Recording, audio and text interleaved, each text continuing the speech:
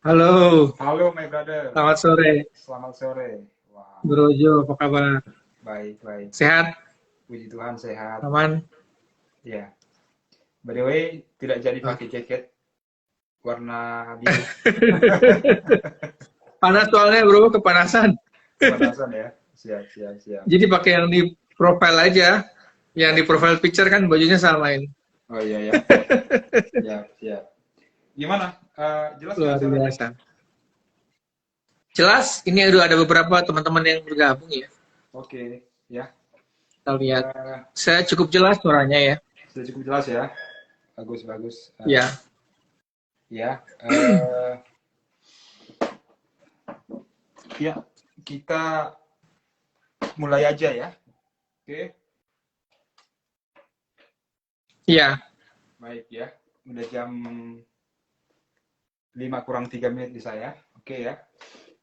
Kita mengucapkan ya selamat sore buat teman-teman yang pada sore hari ini sudah bergabung dengan kita ya untuk menyaksikan diskusi ya. atau obrolan sore pada sore hari ini ya. Selamat sore juga nih buat narasumber kita ya, Bro Rinto. Sore. Gimana? Sore juga bro. Hari ini sehat? Sehat hari ini ya, bersyukur sama Tuhan bisa menjalani hari ya, bisa bekerja, bangun pagi, dan akhirnya kita ketemu lagi nih di tayang perdana kita, Tayangan perdana kita membangun ya. rumah dari nol. Siap ya. Ya Ini sudah ada teman-teman kita yang bergabung nih dari Tekwi, ya, eh, GKI 567, selamat bergabung juga. baik ya. Selamat bergabung buat teman-teman ya yang sudah ikut ya. Dan untuk memulai acara kita, ya, uh, kita ingin memperkenalkan diri dulu ya sebelumnya, ya. Ya, Perkenalkan saya dengan Ju Huta Barat, ya. Saya akan memandu acara ini sebagai host, ya. Dan pada kesempatan ini kita bersama dengan narasumber kita ya, narasumber kita Rinto Katili, ya. ya, Beliau ini punya nama panjang ya, ada gelarnya di belakang ada dua ya, ada SN ya, sarjana sarjana seni ya, tentunya ini di bidang ya, interior design ya, bro ya, ya, betul, interior design. interior design dan juga ada gelar MM ya atau magister di bidang manajemen ya. Dan Ya, kalau tidak salah, bro juga saat ini sedang mengambil kuliah di bidang arsitektur kalau tidak salah ya. betul, betul, Wah, betul, ini kayaknya sangat betul. kelihatan nih narasumber kita ini suka belajar ya. Ya, passionnya di situ emang kan di interior arsitektur. Iya ya, Salam juga Pak Lutfi ada tuh. Pak Lutfi Selamat ya. bergabung Pak Lutfi. Dulu teman kantor saya juga. Oke, Salam oke. sehat-sehat. Baik ya, salam kenal Pak Lutfi ya. Eh ya, boleh mungkin diceritakan sedikit bro ya. Ya, Kenapa kenapa apa namanya suka sekali untuk kayaknya untuk belajar gitu, suka untuk eh, mendapatkan apa ilmu ilmu kan saat ini sedang kuliah gitu ya. Nah, gimana ya. kira-kira? Ya, yang pertama pasti passion lah ya. Ya, Saya udah apa bekerja di kontraktor konsultan interior juga cukup lama ya, belasan tahun dan juga di konsultan arsitektur itu beberapa tahun seperti jadi saya merasa ternyata ilmu interior dan arsitektur itu satu kesatuan ya, dan harus saya kuasai juga ilmu arsitektur. baik. Itu yang membuat dan memotivasi saya untuk terus belajar dan mengambil kuliah arsitektur lagi. Ya, Seperti itu. baik ya. Jadi tentunya mengambil bidang pendidikan itu adalah untuk menunjang karir yang sedang dibangun saat ini Iya, ya. sangat betul. Karena kita Betul. juga sekaligus juga mau memberitahukan kepada penonton ya bahwa narasumber kita ini sudah berkecimpung ya di bidang konstruksi atau desain itu sudah belasan tahun ya, Konsultan. ya. Iya. Konsultan ya, lebih tepatnya konsultan ya. Dan beliau ini apa narasumber kita ini adalah sebagai founder dari RIK Consultant ya. Ya. Baik ya. Oke, langsung saja kita akan mulai obrolan sore Ya. kita pada kesempatan ini ya. Nah, kan banyak kita dengar dari konsumen-konsumen ya yang sudah kita hadapi ya, bahwa ada banyak atau tidak sedikit ya bahwa klien kita itu yang mengeluhkan ya, yang mengeluhkan bagaimana mereka membangun rumah namun mereka kecewa, tidak puas bahkan dari pelayanan ya yang diberikan oleh tim konstruksi yang mereka mereka hire ya untuk mengerjakan rumah mereka ya. Nah, oleh karena itu di sini mungkin Bro Rinto mau sharing ya, kira-kira mungkin ada tips bagaimana kita bisa membangun rumah ini, tahapan membangun rumah ini dari nol ya. Silahkan, bisa dibantu buat kita semua. Iya. Yang pasti sih kekecewaan itu datang karena kurangnya pengetahuan ya terhadap proses membangun desain dari nol yang benar. Dan kebanyakan juga klien pun hanya mempercayakan kepada tukang, mandor, atau kontraktor tanpa mengetahui seluk-beluk yang sebenarnya untuk bisa membangun satu rumah seperti itu. Jadi misalnya satu klien mau untuk membangun rumah dari tanah kosong, tentu dia harus mengetahui budgetnya terlebih dahulu ya. Ya. Karena jadi sekarang itu secara praktikal itu budget bangun rumah dari tanah kosong itu 5,5 juta sampai 8 juta per meter. Ya. Dari low class to middle up class. Seperti itu. Nah, itu harus diketahui oleh klien. Jadi dia bisa kali aja dengan luasan tanah dia misalnya 100 meter square dikali ke range harga tersebut. Itu untuk tahun ini ya. Jadi dia bisa kira-kira, oh budget saya cukup nggak? Seperti itu. Yang kedua, dia harus mencari arsitek untuk mendesain secara keseluruhan ya. Kalau dia mau desain interior, dia harus cari interior designer juga, ataupun arsitek yang merangkap sekaligus sebagai interior designer. Jadi dia harus memilih portofolio yang bagus, yang sesuai dengan taste dia, ya, tema desain dia dari arsitek itu. Jadi disarankan untuk mungkin 3 arsitek yang bisa dia coba riset ya, untuk bisa memberikan mungkin proposal desain dari tanah tersebut. Jadi arsitek itu akan memberikan proposal desain dari luasan tanah, itu bisa berupa mood board design, sketsa, ataupun referensi image, sekiranya cocok apa tidak. Plus dengan harganya, dengan budget design fee. Nah, setelah dari ke arsitek, setelah arsitek, misalnya dia sudah deal dengan arsitek, tentunya arsitek membuat gambar desain dan gambar kerja kan, yang akan setelah itu keluar RAB ataupun rencana anggaran biaya. Dan itu bisa dibuat oleh kontraktor yang dia berikan tender. Mungkin dia setelah dari arsitek dia memilih 3 kontraktor untuk memberikan RAB. Oh ya, dalam hal ini berarti klien bisa pergi ke arsitek, nanti dari arsitek klien pergi ke tim konstruksi atau kontraktor gitu ya, Bro? Ya, bisa, tapi yang pasti kan kontraktor namanya builder kan, pembangun kan. Ya. Dia tugasnya hanya membangun.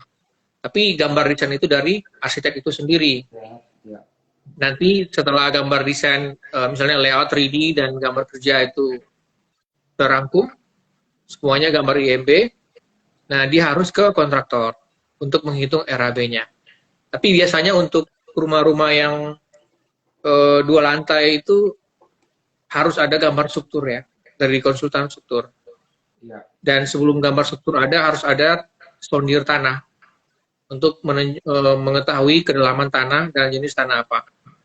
Tetapi pengecualian untuk rumah 1 lantai itu mungkin hanya bisa dipakai tanpa konsultan struktur. Arsitek masih bisa dengan pengetahuan umumnya, mungkin dengan kedalaman pondasi 1,2 sampai 1,5 meter. Biasanya seperti itu. Entah dia pakai pondasi tapak ataupun menerus. Nah, setelah dari kontraktor memberikan RAB, dia setuju, barulah dibangun. Jadi seperti itu tahapannya. Tentu dari arsitek sudah memberikan spek ukuran desain dan material yang ada yang kontraktor akan hitung. Nah, setelah itu kan tahap eksekusi ya. Untuk Ya, itu kontraktor akan membangun sesuai dengan gambar perencanaan dari arsitek. Dan dari kontraktor pun dia pasti punya tim, ada mandornya, ada tukangnya yang baik. ada supervisornya yang akan terus mengawal proses pekerjaan. Nah, seperti itu sampai dia serah terima. Seperti itu. Baik. Yang tadi pertanyaan Bro Jo yang kerugian itu mungkin mereka belum mengerti caranya seperti ada yang langsung ke kontraktor mungkin, jadi tanpa gambar perencanaan dibuat sesuai dengan image-image aja, padahal dalam bangun rumah kan butuh dimensi yang presisi. Betul. Ada gubahan massa, ada layout dan lain-lain, ada pertimbangan cuaca, pertimbangan sirkulasi, seperti itu. Jadi itu tugas yang dibuat oleh arsitek terlebih dahulu. Baik, ya. Seperti itu. Nah, dari apa yang tadi disampaikan oleh Bro Rinto ya, saya coba rangkum lagi ya, bahwa tahapannya itu adalah pertama disesuaikan dengan budget ya. Pertama, Ya. dimana range-nya itu kan dari untuk tahun ini ya 5,5 sampai 8 juta ya untuk tahun ini ya. Ya, per meter square. Per meter square. Jadi itu nanti akan dikalikan dengan luasan bangunan. Ya, berapa luasan bangunan. Nah, dalam hal ini misalnya ya, ini case contoh kasus gini. Ada calon klien kita ini punya lahan misalnya 100 meter gitu ya. Nah, Ya. untuk kita bisa mengalihkan itu luasan bangunan itu berapa persen dari luasan Kak Bro itu yang mau luasan bangunan itu kita bisa bangun? Oh, itu tergantung dari peraturan Pemda setempat. Biasanya dikasih 30% buat RTH, ruang terbuka hijau. Nah, itu harus dituruti kan. Jadi ada resapan buat air, ada area hijau. Biasa 70% kita bisa bangun. Itu namanya KDB kan. Tapi kalau untuk rumah-rumah biasa sih, biasanya sih ya tergantung areanya. Ada yang GSP-nya 0, ada yang GSP itu garis padan bangunan ya. Jarak antara bangunan dengan jalan pinggiran. Ada yang 5 meter, cuman kebanyakan di Jakarta itu 5 meter. Dikasih GSP-nya. Ya, jadi ini sebuah pengetahuan ya, mungkin buat yang menyaksikan ya, bahwa untuk membangun sebuah area itu tidak 100% bisa dibangun, namun akan diberikan space ya, tadi juga disebutkan ya, untuk area hijau ya, untuk taman ya, untuk ada penyerapannya juga di sana ya. Tadi juga disebutkan itu sekitar kalau 30% ya untuk area hijaunya berarti mungkin sekitar 70%-an lah ya, mungkin maksimum ya untuk area bangunannya ya. Jadi bisa KDB-nya ya, kalau misalnya dasar bangunan ya. Ya. Jadi untuk teman-teman yang mau membangun rumah ya dengan ada luasan tanah itu ya kita ambil 70% lalu dikalikan dengan harga saat ini. Harga saat ini range-nya adalah 5,5 dikali dengan atau sampai dengan 8 juta ya per meter square ya. Sebagai apa namanya, ini adalah pengetahuan umumnya. Lalu patokan. Ya, patokan ya saat ini. Lalu, tapi itu juga Bro, jadi tapi tidak bukan berarti lahan lain itu diignore, tidak ada biaya. Tetap ada biaya kayak perkerasan, kayak tanaman, rumput itu biaya semua juga kan. Tapi biaya yang lebih kecil, tapi tetap ada biayanya di situ. Untuk membuat RTH rumput kan pasti butuh pipa ke situ kan, untuk air, untuk drainase ke situ. Tetap ada biaya, cuman kebanyakan mayoritas biaya itu adalah luasan bangunan. Luasan bangunan ya. Oke. Nah, dalam kaitannya dengan budget tadi dikatakan dari luasan yang sudah diketahui itu ya, bangunan utamanya, juga nanti ada untuk luasan untuk penempatan salurannya ya. Dari total luasan itu dikalikan dengan range tadi itu, maka akan ketemu dengan nominal ya, biaya perkiraan kasar dari atau taksiran ya, taksiran dari biaya yang diperlukan untuk membangun itu ya. Jadi dalam hal ini akan memberikan informasi kepada calon klien ya, sehingga mereka menggunakan dana yang sesuai ya, sehingga tidak terjadi pemberhentian atau pekerjaan mangkrak di kemudian hari ya. Iya, Salah Bang. satu tipsnya ya yang kita ingin bagikan buat para teman-teman yang hadir pada kesempatan ini ya. Nah, setelah Jadi tahap memang harus harus seperti itu, Bro. ya, Jadi kalau misalnya duitnya masih kurang tapi keinginannya banyak atau pengen rumah yang lebih mewah, ya harus nabung dulu. harus nabung Mendingan dulu ya. seperti itu. Daripada Untuk berhenti tengah jalan kan, ditunda 10 tahun, strukturnya bisa rusak. Kalau betul, misalnya sudah mulai membangun struktur ya. ya. Jadi lebih baik Seperti itu. menunda pembangunan dulu ya Untuk daripada menabung. Ya, menabung daripada di kemudian hari udah bangun asik membangun dana kurang ya kan. terhenti. Ya, serap. Iya, Nah, itu benar. disebut dengan proyek mangkrak juga lama-lama ya. Ya, oke. Betul. Nah, tadi setelah budget itu jadi Bro Rento juga disebutkan habis kita punya mengetahui budgetnya, kita mencari arsitek ya, arsitek Betul. untuk bisa membantu kita memberikan gambaran ya, Ya, seperti apa yang ingin kita bangun atau merealisasikan apa yang ada dalam bayangan kita ya. betul. Nah, Keinginan si klien. iya. Dan gimana kalau misalnya nih, mungkin ada teman-teman yang bertanya kayak gini ya, kan kalau pakai arsitek pasti punya budget juga dong ya, pasti ada budget di sana Pasti gitu kan. punya. Nah, boleh nggak sih kira-kira nggak perlu pakai arsitek, saya panggil aja tukang di sebelah, karena kemarin dia kayaknya bagus tuh bangun, saya gunakan tukang aja deh, nggak usah arsitek. Kira-kira menurut Bro Rinto gimana nggak? Itu recommended nggak seperti itu? Kalau saya sih tidak recommended ya, kalau untuk bangun rumah dari tanah kosong. Kalau untuk misalnya bangun kitchen set bisa aja sih, pakai tukang aja atau mandor atau memperbaiki pintu atau kusen gitu. Karena bangun satu rumah kan kita harus menentukan banyak ruang kan. Ada gubahan massa, ada fasad, ada orientasi bangunan yang kita pikirkan ini mau menghadap ke area dingin atau panas, utara selatan atau timur barat, terus ada ukuran yang itu sudah standar data arsitek, ada handbooknya untuk mendesain. Sedangkan kalau dan kita juga memikirkan bagaimana suatu ruangan itu bisa hemat energi ya, hemat AC, tentu ada bukaan-bukaan di titik-titik tertentu. Terus mungkin kalau misalnya kebetulan rumahnya klaster di menghadap ke barat kan pasti panas kan. Ya. Nah, arsitek itu berpikir untuk gimana supaya nggak panas gitu. Entah dia buka banyak bukaan, fasadnya tinggi, entrance-nya tinggi, atau ada fishpool untuk mereduksi panas, hingga uap air mengalir, atau di buffer dengan trees and planters, pepohonan ataupun tumbuhan. Jadi, dan bagaimana dampak lingkungan juga gitu. Jadi benar-benar cukup kompleks kalau hanya mengandalkan tukang yang memang dia tidak sekolah di arsitektur, Ya. itu sangat-sangat fatal pasti, karena mereka kan punya keterbatasan. Betul. Ya, ya.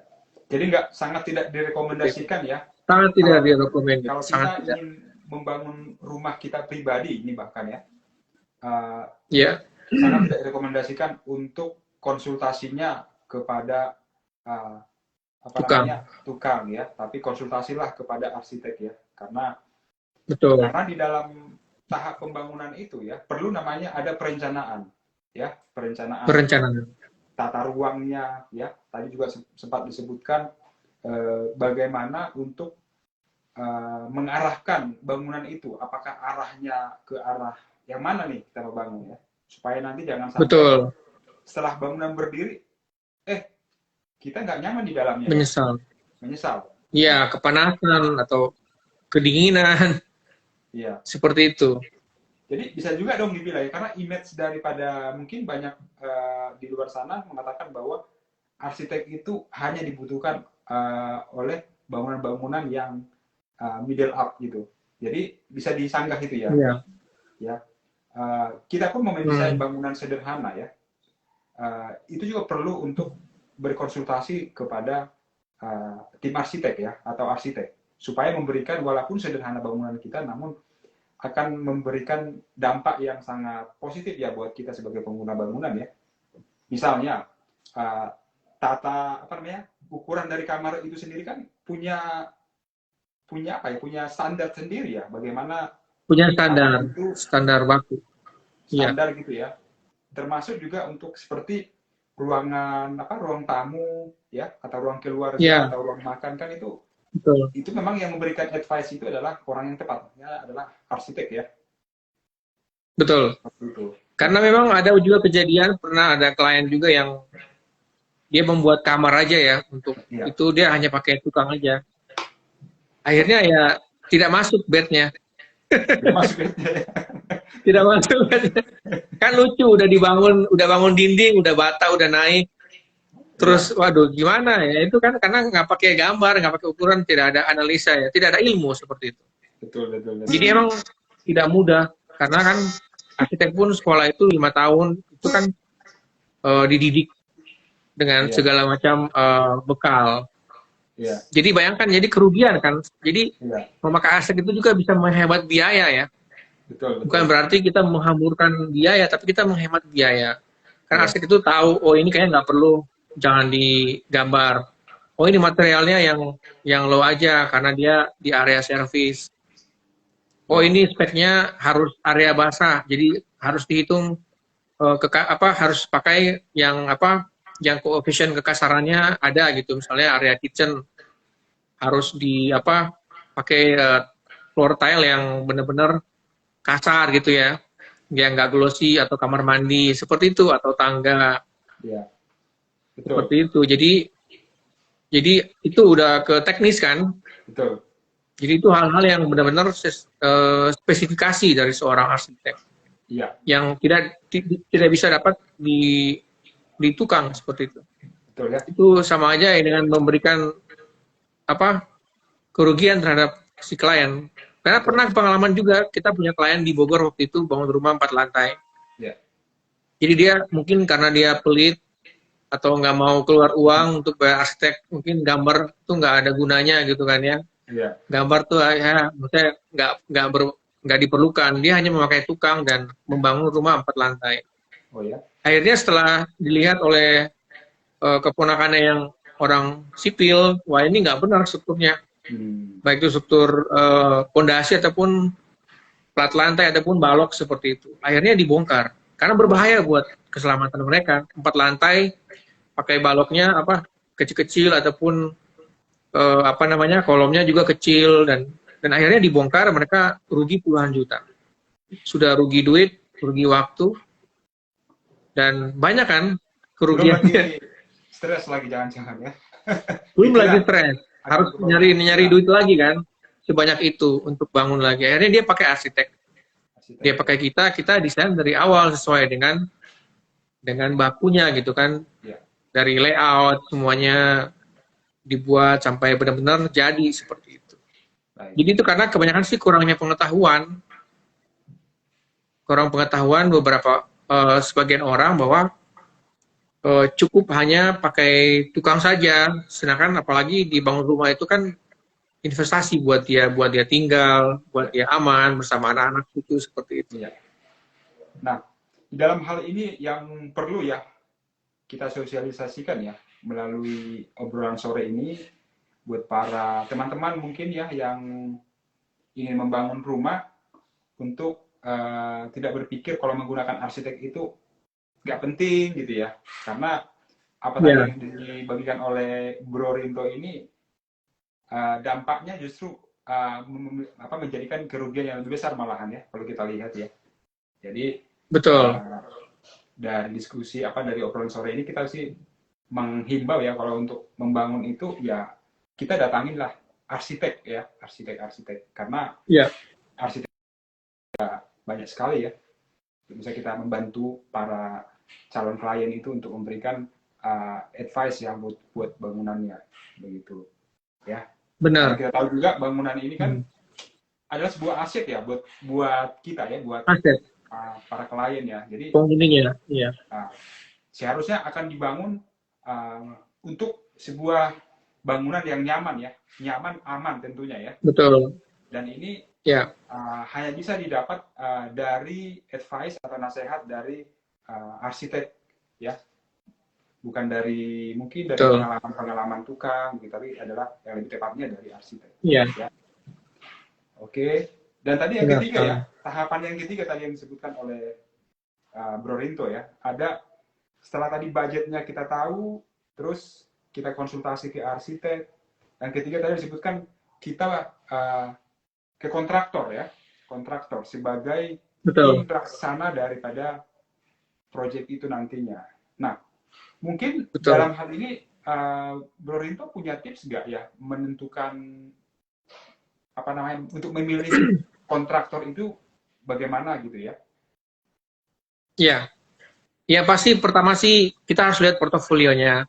Portofolio Baik ya. itu secara gambar desain ataupun gambar jadi, dan kalau perlu kita visit bangunan realnya yang sudah terbangun. Kita bisa melihat kualitas finishingnya juga, kualitas desainnya, dan juga kredibilitas perusahaan kontraktor. Jadi itu paling penting. Misalnya kita pilih 3 gitu ya. Jangan sampai kita memilih kontraktor abal-abal juga. Kontraktor yang mungkin baru mulai dan dia kurang kredibel, dan akhirnya duit kita diwolari, duit klien seperti itu. Ya, Jadi itu sangat penting karena yang membangun mereka gitu kan. Dan ya, itu perlu dikonsultasikan ke arsitek. Arsitek kan juga punya relasi banyak terhadap kontraktor. Dia bisa menilai, oh sepertinya ini kontraktor yang bisa untuk mengeksekusi gambar desain saya gitu. ya. Nah, jadi kita lihat jangan kita membuat rumah klasik tapi memilih kontraktor yang modern minimalis, yang belum pernah mengerjakan perumahan klasik. Dia pasti kan belum punya pengalaman sama sekali. Ya, Seperti itu. baik. Jadi pentingnya kita kalau perlu ya berkunjung ke kantor, jadi legalitas kontraktor tersebut, ketemu dan lain. Yang paling pertama sih, kita pertama itu melihat portofolio, melihat yang jadi, ya mungkin bisa ketemu dengan kontraktornya, bisa melihat apa sih yang mereka bisa tawarkan, kita bisa tanya-tanya sedetail mungkin pengalaman-pengalaman mereka gitu. Ya, Karena hasil akhir kan itu pasti dari kontraktor ya. betul. Jangan sampai di tengah jalan, wah saya kontraktornya bilang saya nggak sanggup membangun ini terlalu sulit. Aduh, Hmm. ya saya nggak sanggup membangun ini karena terlalu rumit atau lain-lain sepertinya itu. Dan juga kita juga sebagai klien harus bisa melihat termin-termin yang diberikan oleh kontraktor. Jangan sampai kita juga terjebak. Akhirnya pekerjaan belum selesai, kontraktornya udah kabur. Karena banyak seperti itu, bro. Jadi kita juga sebagai klien harus bijak gitu ya, harus berapa persen pembangunan baru dibayar gitu. DP sih pasti ada. Tapi melihat kalau misalnya belum berapa persen terbangun, 60%, berarti belum bisa pencairan termin lagi seperti itu. Sehingga kita pun jaga keuangan kita sebagai klien. Tentu semuanya itu bersama dengan arsitek ya sebagai pendamping Ya. untuk bisa memastikan rancangannya sesuai dengan apa yang dibangun. Dan Oke. biasanya ada kontrak juga. Kalau nggak sesuai dibangun itu harus dibongkar, harus ataupun ya ganti rugi gitu. Jangan sampai kontraktor pun membangun seenaknya karena sesuai budget atau dia salah hitung. Ya. Seperti itu. Tentunya data yang untuk membangun itu kan tadi sudah dapat dari arsitek ya. Jadi sebagai dasar Iya, untuk menjadi patokan untuk RAB membangun ya. atau kan. Ya. Nah, Iya. dalam kaitannya dengan pemilihan kontraktor gitu ya. Nah, berarti untuk pemilihan kontraktor ini lebih baik ya untuk kita memilih kontraktor mungkin tidak satu ya, tapi kita mungkin bisa Iya, gunakan beberapa jasa kontraktor untuk di awal ya, untuk memberikan penawaran yang lebih baik ya, gitu ya. Menurut Bro betul. Rinto itu bisa efektif nggak ya? Bisa membantu nggak seperti itu? Atau Oh, untuk sangat efektif sih. Iya. ya kan mungkin kalau kalau banyak kalau 3 kan itu terlalu butuh waktu lama gitu ya. Tapi kalau satu kan Hmm. satu dia langsung selesai gitu loh, waktunya nggak begitu lama, langsung dikerjakan gitu. Gimana menurut pengalaman dari Bro Rinto dalam hal ini? Kalau menurut saya sih tiap kontraktor punya perhitungan berbeda-beda terhadap mencari keuntungan Ya, dari setiap proyek. Jadi dan juga punya pengalaman dan punya kualitas finishing yang mereka kerjakan. Jadi 3 itu yang ideal. Kalau 3 itu ideal, makanya kita harus lihat kemampuan mereka sampai di mana gitu. Sejauh apa, misalnya dia udah bisa membangun rumah dari modern minimalis sampai ke klasik yang lebih rumit. Ya. Atau sudah bisa bahkan membangun mixed use building, mall atau high rise building atau hotel-hotel seperti itu. Ya. Itu pasti sudah lebih berpengalaman ya di bidangnya. Nah dari situ kita bisa membedakan pertama kualitas, kedua harga. Baik. Kalau misalnya, dan kita juga harus benar-benar berkonsultasi dengan arsitek, sehingga arsitek pun bisa melihat nih harganya wajar nggak seperti ini, atau harganya kurang wajar seperti ini. Karena arsitek pun bisa mempunyai pengalaman dalam hal itu ya, punya banyak relasi terhadap kontraktor, punya buku handbook juga seperti buku kuning jurnal dari Jakarta, jurnal konstruksi ya seperti itu. Jadi sehingga bisa dapat yang terbaik gitu. Jangan juga kontraktor yang sangat menawarkan murah banget yang tidak masuk akal. Ya. Itu pasti tidak mungkin karena kan harga material itu sama rata-rata lah di satu daerah.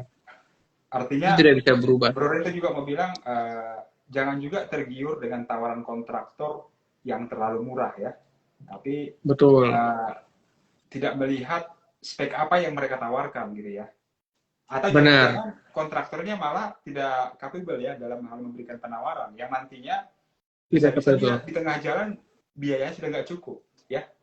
Ini yang menarik. Iya. Ya, jangan tergiur. Jadi kita pada pertemuan ini kita mau nyarankan ya untuk mungkin para teman-teman yang melihat kita nih untuk jangan tergiur ya untuk tawaran kontraktor itu yang di bawah yang sangat rendah gitu ya. Kita perlu selidiki, cek ya, cross check apa yang mereka tawarkan ya. Kurang lebih begitu ya, Bro ya. Betul, karena klien awam itu kan pasti tidak mengetahui teknis secara dalam. Ya. Misalnya elemen struktur daripada pondasi kan, atau yang harusnya itu untuk untuk pembangunan itu memakai besi 16 karena dia cukup dalam tanahnya ya. Tapi dari kontraktor cuma kasih besi 8 gitu. Ya. Itu kan pasti tidak masuk akal karena mungkin dia pengen untuk menarik perhatian klien supaya dianggap murah, tapi dia mengurangi keselamatan dari bangunan itu sendiri. Ya. Itu tidak bisa, karena kan tidak bisa terlihat hal-hal yang dalam struktur itu. Betul. Atau campuran harusnya 1:5 untuk spesies semen pasir ya, tapi dikasih 1:10.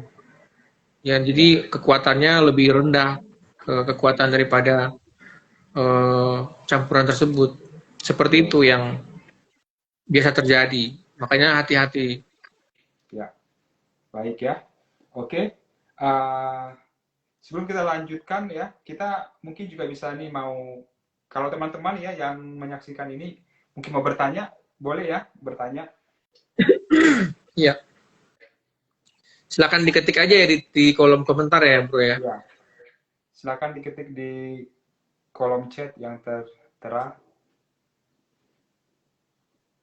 Karena kita akan ada online rencananya setiap 2 minggu sekali ya, Bro ya, untuk membahas seputar rumah, seputar bangunan, arsitektur, interior yang tujuannya juga mengedukasi masyarakat umum ya. Betul, ya. Ya, ini kita akan ada nih, kita membuat program ini adalah tujuannya adalah untuk memberikan pengalaman, sharing knowledge lah ya buat teman-teman ya. Ya, paling tidak memiliki gambaran ya, secara umum aja ya, gambaran secara umum untuk mengetahui tahapan-tahapan dalam membangun ya. Nanti kalau pengetahuan untuk mengetahui secara detail itu bisa kontak kami langsung ya kalau untuk detail ya. Tapi kalau dalam hal ini kita mau sharingnya itu secara umum aja sebetulnya ya. Nah, teman-teman kalau mau bertanya silahkan ya bertanya. Ya, mungkin sambil kita nunggu pertanyaan juga kita mungkin Bro Rento kan ini sudah belasan tahun nih ada di bidang desain dan konstruksi ya. Nah, pernah nggak sih ketemu klien ya yang sama sekali tidak mengerti, tidak memiliki persiapan untuk membangun, tidak memiliki tahapan yang benar dalam membangun itu, yang memiliki dampak yang nggak bagus lah buat dia gitu. Pernah nggak punya pengalaman seperti itu? Boleh mungkin di-sharing? Oh, iya. Pernah sih. Jadi memang kliennya nggak kurang memahami tahapan membangun. Jadi Ya. eh, ya itu harus harus kita kasih informasi gitu. Sering sih kasih informasi. Oh, tahapannya kita harus menggambar dulu, ada perencanaan dulu. Bahkan ada kemarin barusan ada kontraktor yang mau membangun rumah 100 juta. Oh ya. 100 juta dengan apa namanya? Dengan luasan yang 200 lebih. Wow. Jadi berapa luas? 286. Ya itu kan Berapa? harusnya udah berapa M. Jadi nggak mungkin lah itu ya. Dan dari tanah kosong. Itu Dan dari tanah gimana? kosong. Gimana logikanya gitu ya? 200 meter Ya lebih. itu tidak masuk logika karena kan Nah, mereka pikir ini cuman apa beli tomat gitu kan ya. Bukan ya. iya, Tapi ini bahan bangunan semuanya kan. betul. Jadi kita kasih penjelasan Pak, ini kita udah bisa memperkirakan dengan luasan ratusan meter square dikali 5,5 paling rendah juta per meter itu dapatnya segini sekian M. Nah dia ngotot, bisa nggak 100 juta? Itu kan nggak mungkin Pak, karena itu ada bahan bangunan yang perlu dibeli, terus ongkos tukang, ongkos kerja, seperti itu. Jadi tidak bisa ditawar. Nah akhirnya setelah kita kasih penjelasan seperti itu dan kita bilang juga sebelum kita membangun konstruksi itu ada tahap desain. Tahap desain itu tidak gratis. Itu digambar arsitek, ada fee-nya, ada harganya gitu.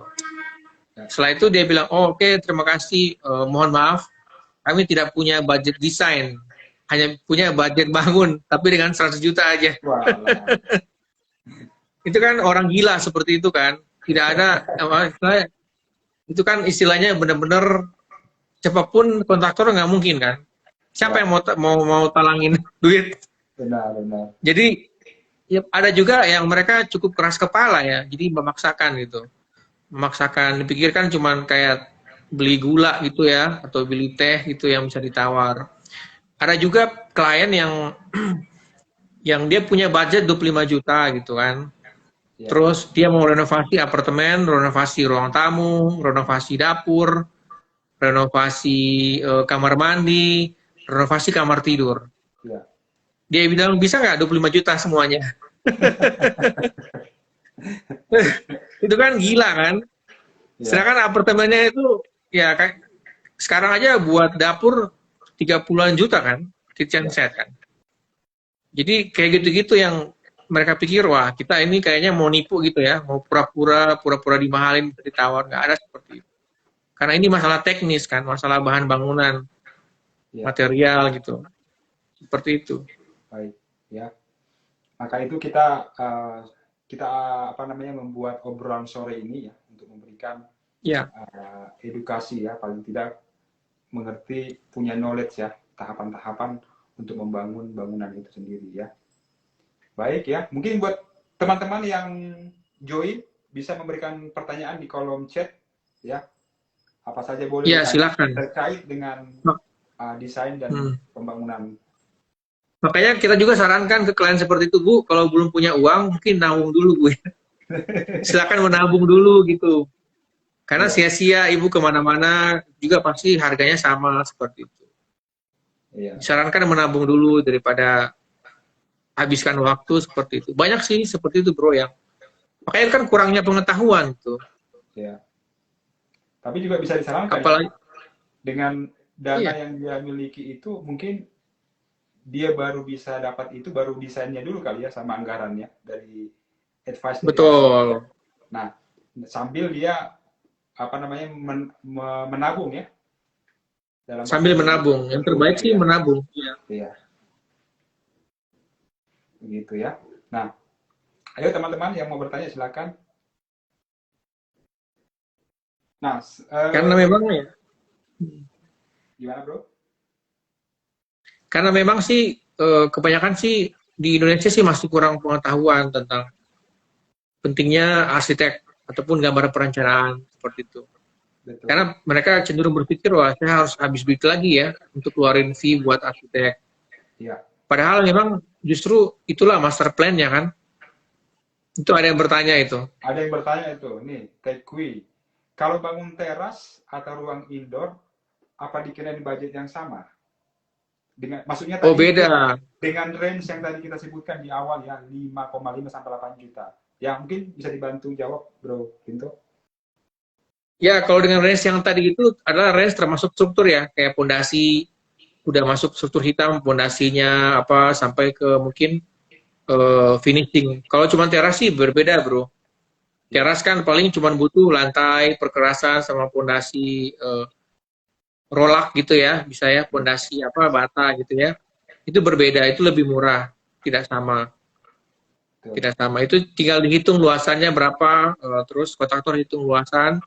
Di teras itu mau kayak gimana perkerasannya, apakah pakai apa konblok atau pakai perkerasan, terus apakah bangunnya cuma terasnya aja atau ada tiangnya atau ada kanopinya. Pasti tidak sama dengan dikatakan tadi 5,5 sampai 8 juta per meter, Iya, Bro Tekvi. iya.